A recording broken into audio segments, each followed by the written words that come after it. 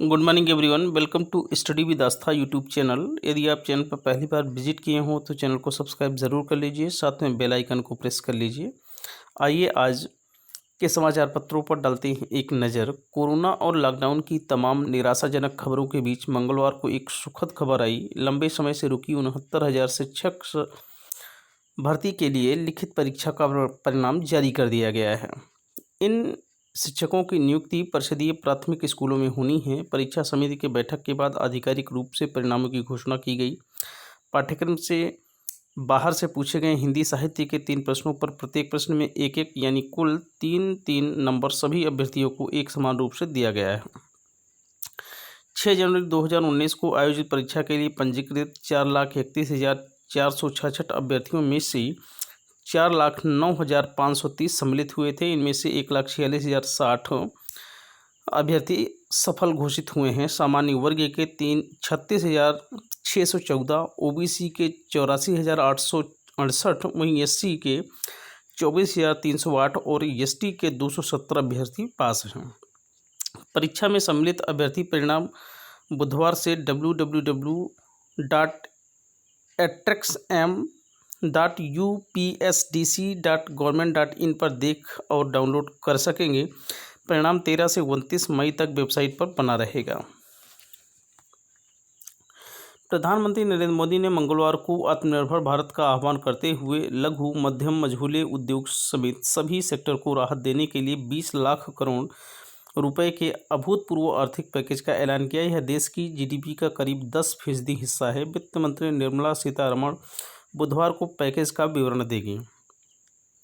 इसके साथ ही प्रधानमंत्री ने लॉकडाउन के चौथे चरण की भी घोषणा की। उन्होंने स्पष्ट किया कि यह नए रंग, रूप और नए नियमों वाला होगा। इसकी जानकारी 18 मई के पहले दी जाएगी। कठोर सुधारों की वकालत करते हुए कहा, वर्ष 2020 में 20 लाख करोड़ के पैकेज से अर्थव्यवस्था को रफ्तार मिलेगी। साथ ही कारोबार और निवेशकों को प्रोत्साहित करने की दिशा में कई कदम उठाए जाएंगे। मेक इन इंडिया को भी बढ़ावा मिलेगा। यह पैकेज आत्मनिर्भर भारत के अभियान को गति देगा। इसमें लैंड, लेबर, लिक्विडिटी लॉ शामिल होगा।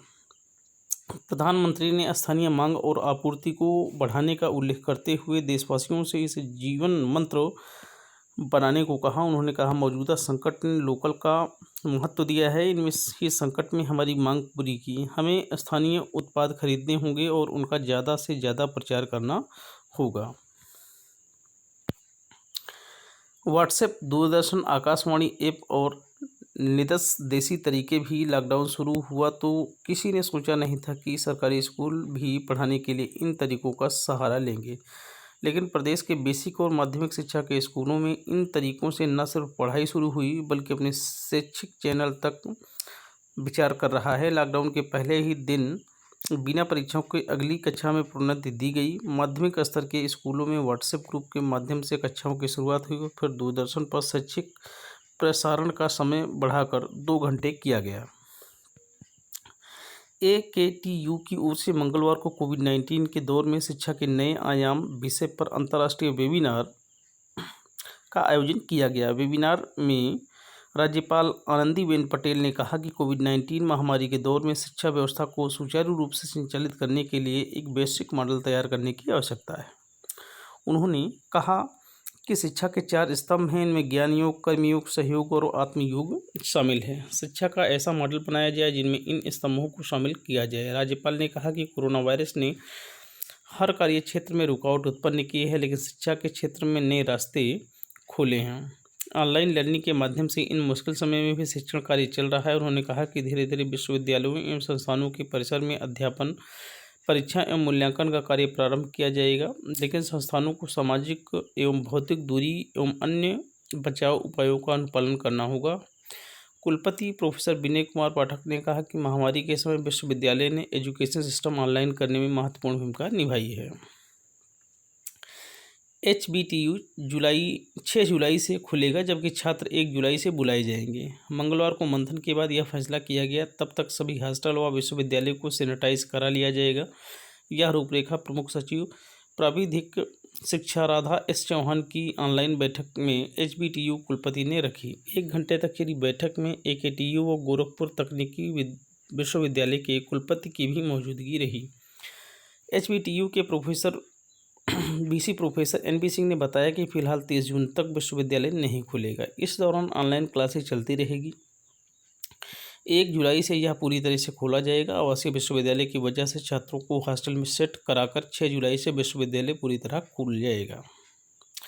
जेईई अगस्त में होने के बाद आईआईटी की कुछ काउंसलिंग के साथ ही एचबीटीयू भी अपनी प्रवेश प्रक्रिया शुरू कर देगा। कुलपति के मुताबिक 15 सितंबर से बीटेक और एमसीयू में प्रवेश शुरू हो जाएंगे, जिसके 1 अक्टूबर से क्लास शुरू की जा सके।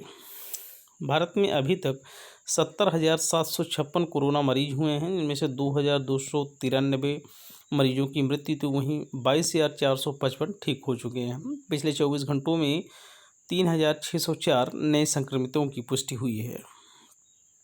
विश्व स्वास्थ्य संगठन यानी WHO ने सदस्य देशों को स्कूल खोलने से पहले कई बातों का ध्यान रखने की सलाह दी। इनमें कोरोना संक्रमण की स्थिति और बच्चों के बीच सोशल डिस्टेंसिंग बनाए रखने की स्कूल की क्षमता भी शामिल है। संगठन ने इस संबंध में दिशा निर्देश जारी किया है।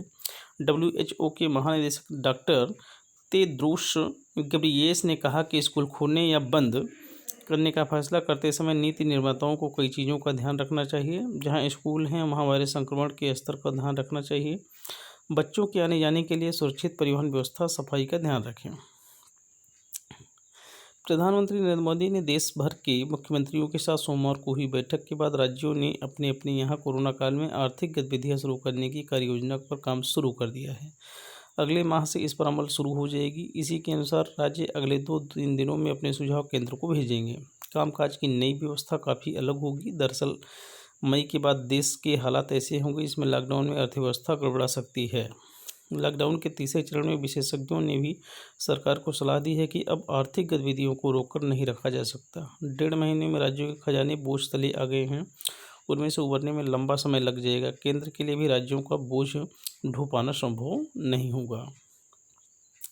आर्थिक गतिविधियों को अब और रोका नहीं जाएगा। बंद पड़े तमाम उद्योग धंधे और कारखाने में नए नियमों और कार्ययोजना के अनुसार कामकाज शुरू होंगे। 2 मजदूर पलायन कर अपने घर पहुंचे हैं, उनके लिए वहां पर ही आसपास के काम के अवसर पैदा किए जाएंगे।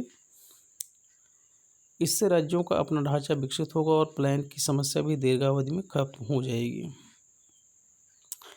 कोरोना संक्रमण के चलते रोके गए यूपी बोर्ड की कॉपियों का मूल्यांकन का कार्य मंगलवार से शुरू कर दिया गया है। कॉपियों को जांचने के लिए लगातार लगाए गए 445 परीक्षकों द्वारा शारीरिक दूरी बनाकर मंगलवार को कुल 14,006 कॉपियाँ जांची गईं। उत्तर पुस्तिकाओं को जांचने के लिए जिले में 4 केंद्र बनाए गए हैं, जिससे शहर के जीआईसी केस लॉकडाउन के चलते एक और जहां सभी स्कूल बंद हो गए हैं, वहीं दूसरी ओर तत्काल सभी स्कूलों ने ऑनलाइन कक्षाओं के जरिए पढ़ाना शुरू कर दिया है। कुछ स्कूलों ने ऑनलाइन कक्षाओं में पढ़ाई के साथ साथ कई गतिविधियां भी कराई। अब चूँकि कई स्कूलों में ग्रीष्मकालीन अवकाश शुरू हो गए हैं, ऐसे में बच्चे घर पर धमा चौकड़ी ना बचाए, इसको देखते हुए कई स्कूलों ने ऑनलाइन हॉबी कक्षाएँ शुरू कर दी है। यूपी में 17 मई के बाद लॉकडाउन 15 दिन के लिए और बढ़ सकता है। मुख्यमंत्री योगी आदित्यनाथ के साथ हुई बैठक में आधिकारिक मंत्रियों ने यह सुझाव दिया। साथ ही आर्थिक गतिविधियों पर भी ध्यान देने पर जोर दिया ताकि लोगों को आधिकारिक रोजगार मिल सके। सीएम ने कहा कि महामारी से निपटने के लिए सभी जरूरी कदम उठाए गए। आर्थिक गतिविधियों पर भी फोकस किया जाएगा। स्थानीय उद्यमों पर भी अधिकाधिक फोकस किया जाएगा ताकि प्रदेश का प्रत्येक गाँव और जिला आत्मनिर्भरता की ओर बढ़ सके। यदि हमारा ये सेशन पसंद आया हो तो लाइक करें, कमेंट करें और शेयर करें। साथ में स्टडी विद आस्था के इस यूट्यूब चैनल को सब्सक्राइब करें। Thank you so much. शुक्रिया, धन्यवाद। Have a nice day.